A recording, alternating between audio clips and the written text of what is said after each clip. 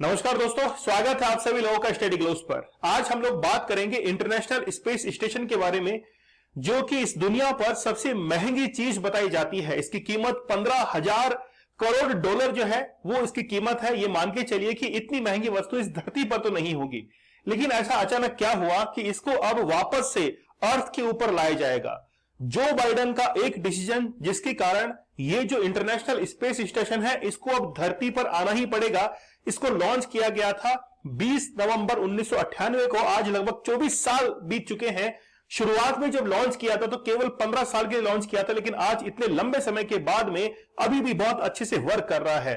वैसे तो इसकी मियाद जो है वो 2030 तक है, लेकिन कुछ कारणों की वजह से इसको जो है अब धरती पर लाना बहुत ज्यादा जरूरी हो चुका है। तो चलिए, किस तरीके से इसको धरती पर लाया जा सकता है, ऐसे कौन से इक्विपमेंट है जिसकी मदद से हम लोग इसको धरती पर ला सकते हैं, लेकिन जो इक्विपमेंट इस्तेमाल किया जाएगा वो भी अपने आप में बहुत ज्यादा कीमत का है। तो चलिए शुरुआत करते हैं हम लोग आज के इस लेक्चर की कि इंटरनेशनल स्पेस स्टेशन जो है उसको किस तरीके से, किन वजह से हम लोग नीचे लेके आ रहे हैं। ये जो आप लोग इंटरनेशनल स्पेस स्टेशन देख रहे हैं, बेसिकली लगभग 20 देश जो है उन्होंने मिलकर इसको बनाया है। 200 एस्ट्रोनॉट जो है वो अब तक इसके अंदर जा चुके हैं। धरती का जो लो ऑर्बिट है 410 किलोमीटर ऊपर, उसके अंदर अभी ये तैर रहा है, लेकिन ये पॉसिबिलिटी है कि जल्द ही ये अब नीचे आने वाला है। डाउनफॉल जो है वो इसका हो सकता है।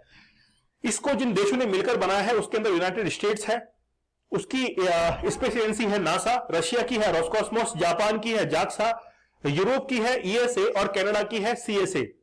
इसके अलावा और भी कई देश है जो कि इसके अंदर इस प्रोजेक्ट में शामिल थे और उन्होंने मिलकर इसको पूरा का पूरा निर्माण किया था। इसके अंदर जो क्रू मेंबर है वो 7 लोगों का क्रू मेंबर होता है। 7 लोग जो है वो इसमें शामिल होते हैं। 20 नवंबर 1998 को, आज से 24 साल पहले जो है इसको छोड़ा गया था कैनेडा स्पेस स्टेशन से। इसका वजन आप लोग देख सकते हैं कि 4,50,000 केजी जो है ये इसका वेट है। लेंथ और विड्थ की आप लोग बात करेंगे तो ये मान के चलिए कि लगभग 1 किलोमीटर जो है ये लंबा है। इतना बड़ा ऑब्जेक्ट जो है वो धरती में तैर रहा है। इसके बहुत सारे जो है वो पार्ट हैं। ये जो पार्ट अंतरिक्ष में पहुंचे हैं, इनको पहुंचाने के लिए 136 फ्लाइट्स जो है वो भेजी गई थी। कितनी? 136 फ्लाइट जो है स्पेस प्रोग्राम वो किए गए थे, तब जाकर इतने सारे इक्विपमेंट जो है वो जाकर अंतरिक्ष के अंदर पहुंचे थे। इनमें से एक भी इक्विपमेंट ऐसा नहीं था जिसको हमने धरती के ऊपर असेंबल किया हो। सबके सब जो है वो स्पेस के अंदर गए हैं और वहां पर जाकर इसको असेंबल किया गया है। तो बहुत गजब की चीज है इंटरनेशनल स्पेस स्टेशन। अच्छा, मैं आपकी जानकारी लिए बता दूं कि इंटरनेशनल स्पेस स्टेशन जो है वो केवल यही नहीं है। चाइना ने ऑलरेडी जो है अपना स्पेस स्टेशन 2021 के अंदर भेज दिया है। वहां पर लगभग 6 से 7 एस्ट्रोनॉट अभी वहां पर रह रहे हैं और अगले साल से यानी कि 2024 से वो एक्टिव कंडीशन के अंदर आ जाएगा। जिस समय मैं लेक्चर को रिकॉर्ड कर रहा हूं उस समय रशिया ने यह अनाउंस भी किया है कि हम लोग इंटरनेशनल स्पेस स्टेशन से अलग हो जाएंगे और खुद का स्पेस स्टेशन जो है उसको लॉन्च करेंगे 2027 तक। जिस समय मैं लेक्चर रिकॉर्ड कर रहा हूं उस समय की यह न्यूज है। चलिए, आखिरकार हुआ क्या है कि जो स्पेस एजेंसी है, एरोस्पेस सेफ्टी एडवाइजरी पैनल जो है, उन्होंने कहा है कि अब जो है इंटरनेशनल स्पेस स्टेशन को उसको डी ऑर्बिट किया जाएगा और कैजुअलिटीज को कम करते हुए, यानी कि बिल्कुल खत्म करते हुए हम लोग उसको ग्राउंड पर लेके आएंगे।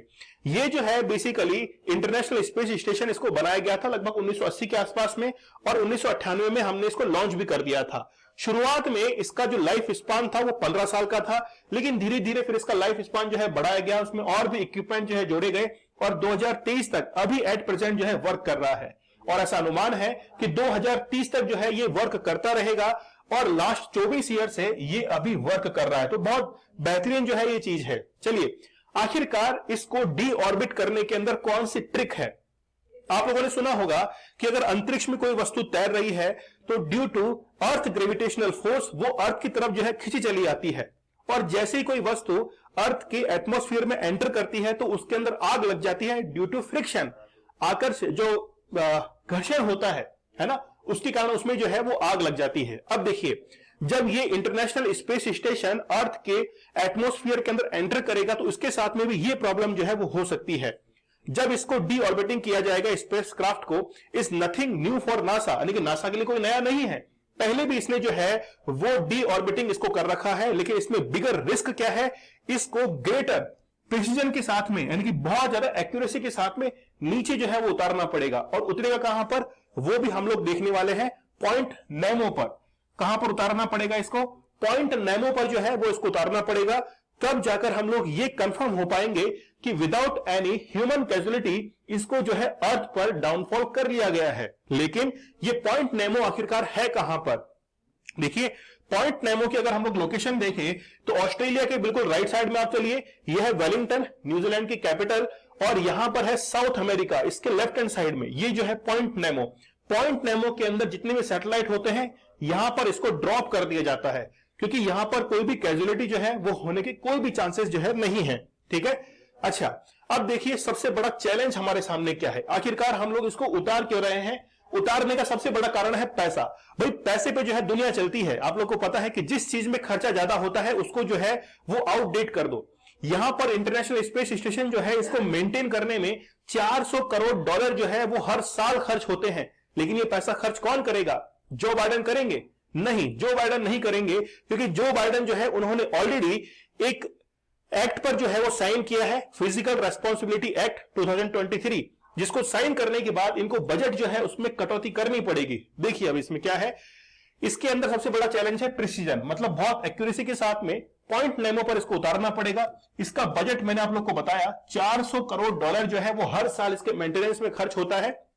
ठीक है, हालांकि इसको नीचे उतारने के अंदर ये जो टर्म आप लोग देख रहे हैं टग, ये टग जो है ना वो बहुत इंपॉर्टेंट है। इसको बनाने के अंदर लगभग 180 मिलियन डॉलर जो है वो खर्चा आने वाला है। क्या है ये टग? सुनिएगा। देखिए, बेसिकली बाइडेन ने जून के अंदर जो है इस फिजिकल रेस्पॉन्सिबिलिटी एक्ट जो है इस पर साइन कर दिया था। आखिरकार ये टग जो है वो है क्या? अच्छा, यहां पर देखिए, NASA has asked for a budget boost to 27.2 billion dollar. NASA चाहता है कि हमें और बजट चाहिए ताकि हम लोग इंटरनेशनल स्पेस स्टेशन को वहां पर रख सके। लेकिन इसमें यूएसए की जो गवर्नमेंट है वो इसमें हेल्प नहीं कर रही है। वैसे तो लगभग 20 देश जो है वो इसमें अपना कंट्रीब्यूशन करते हैं, लेकिन उससे काम नहीं चलने वाला है। यूएसए ने इनकार किया है गवर्नमेंट ने कि हम लोग जो है इसके लिए बजट अलोकेट नहीं कर सकते, बहुत ज्यादा खर्चा जो है इसके अंदर आता है। ठीक है, अच्छा, यहां पर एक टर्म जो है मैंने अभी यूज ली थी, एक टर्म जो है वो यूज ली थी। देखिए क्या है, नासा को अगर इसको यहां पर पॉइंट नेमो के ऊपर उतारना है तो सबसे बड़ी उसके पास में चैलेंज है कि उसको यूज करना पड़ेगा स्पेस टग। ये स्पेस टग क्या चीज है? मान लीजिए कि आप जो है वो ऑर्बिट के अंदर 410 किलोमीटर जो है ऊपर राउंड राउंड जो है वो चक्कर निकाल रहे हैं। अब आपको आना है अर्थ के एटमॉस्फेयर के अंदर। अगर अर्थ के एटमॉस्फेयर के अंदर आना है तो आपको वहां से एक पुश चाहिए, और पुश करने के लिए एक इक्विपमेंट जो है जिसका नाम है स्पेस टग। ये जो स्पेस टग है वो क्या करेगा? इसको नज करेगा, मतलब वहां से धक्का देगा, और धक्का देने के बाद ये अर्थ के एटमॉस्फेयर के अंदर एंटर करेगा, और वहां से ये यात्रा जो है यानी कि री एंट्री शुरू कर देगा डाउनफॉल के लिए। ठीक है, और सबसे बड़ा टास्क ये होगा कि इसको धरती के पॉइंट नेमो जो है वहां पर उतारना है। आई होप आप लोगों को ये लेक्चर जो है वो क्लियर हो चुका होगा। सबसे महत्वपूर्ण बात यह है कि इसमें दो चीज हमारे लिए सबसे बड़ी है। डाउनफॉल इसलिए कर रहे हैं क्योंकि बजट जो है इसका बहुत ज्यादा है, हर साल बहुत खर्चा आता है। यहां तक कि इंडिया ने भी अनाउंस कर दिया है कि हम भी अपना स्पेस स्टेशन जो है वो कहां पे भेज देंगे? स्पेस के अंदर भेज देंगे। तो रशिया, चाइना, इंडिया और यूएसए अपने अपने स्पेस स्टेशन लेके जो है वो पहुंच जाएंगे लो अर्थ ऑर्बिट के अंदर। ठीक है, तो चलिए आप हमारे कोर्स के साथ में जुड़ सकते हैं। आप लोग को यह बताया जाएगा कि आखिरकार पढ़ना कैसे है। पढ़ने का मन जो है वो आप लोग करना लगेगा। डॉक्टर मयूरिका दास जो है इनके कोर्स के साथ में आप लोग जुड़ सकते हैं। बहुत बेहतरीन जो है इन्होंने कोर्स डिजाइन किया है। आप लोग जरूर जुड़िए। कोड यूज करना है सक्सेस, जिससे आप लोगों को डिस्काउंटेड प्राइस में कोर्स जो है अवेलेबल हो जाएगा। मिलते हैं आप लोगों से अगले सेशन में, तब तक के लिए धन्यवाद। Thank you. जय हिंद।